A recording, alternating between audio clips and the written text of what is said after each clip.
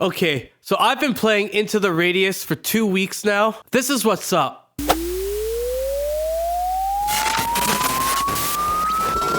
I held off on reviewing this game because it's in early access, and if you've played the first Into the Radius, you know it took a long time to become the polished game it is today. Even after version 1.0, the original game continued to receive major optimization updates, but because I ended up becoming a huge fan of the first game, I felt this one was worth covering early. Disclosure, I did receive a review key for this game, but as always, all opinions are entirely of my own.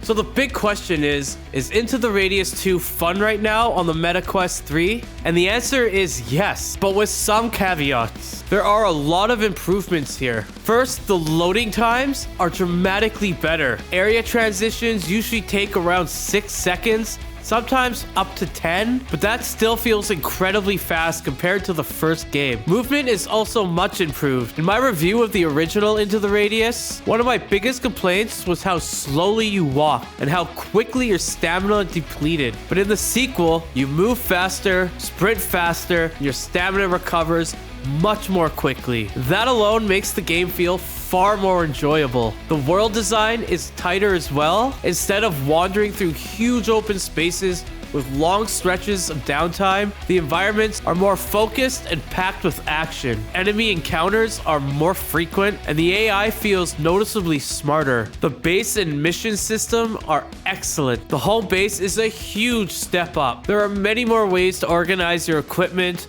and if you're the type of person who likes everything arranged just so, your inner OCD is going to love it. The mission and quest tracking system is also much more intuitive. You can track multiple objectives at once and quickly see all the information you need. Buying equipment now is one of my favorite parts of the game. Instead of just selecting items from a simple menu, you walk through a virtual store, grab what you want off the shelves, put it together, throw it in your backpack, or pop it in your holster, and then you go to the checkout and pay for it, and then you leave. It's a welcome change that adds a lot to the immersion. Now, for an unpopular opinion of mine, I usually prefer floating hands over full body in VR. When full body systems are not perfectly implemented, they can become frustrating, and that's exactly what happened here. For example, I'm crouched behind cover in a firefight and need to reload, and my virtual legs keep blocking access to my holstered weapon. Sometimes I literally have to stand up just to grab my gun. It breaks immersion and can be genuinely frustrating.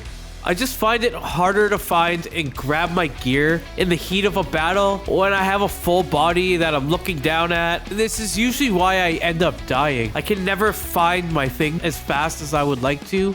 I would love the option to switch to floating hands. And the main issue right now with Into the Radius 2 is simple. It's early access to optimization. There are frequent frame rate drops, stutters, and moments where the game feels quite janky. And to be fair, this is early access, and the developers have been clear that the Quest version likely won't leave early access until around fall. And if history repeats itself, even after version 1.0, we can definitely expect continued performance improvements quite a while after that. Still, if you're sensitive to frame rate issues, this may be worth waiting on. So is it fun? Yes, absolutely. Even in its current state, Into the Radius 2 is already better than the original in many ways. Movement is faster, combat feels better when it's working, and environments are more focused. The base is significantly improved. The overall design is smarter and more immersive.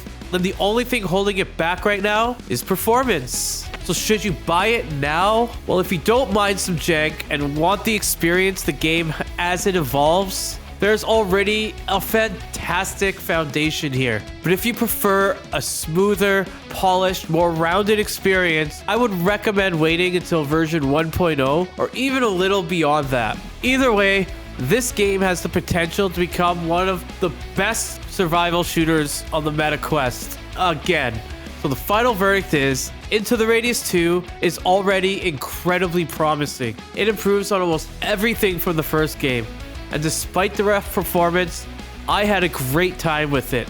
So yes, it is fun, but unless you're comfortable with early access jank, you may want to wait for further optimization before jumping in.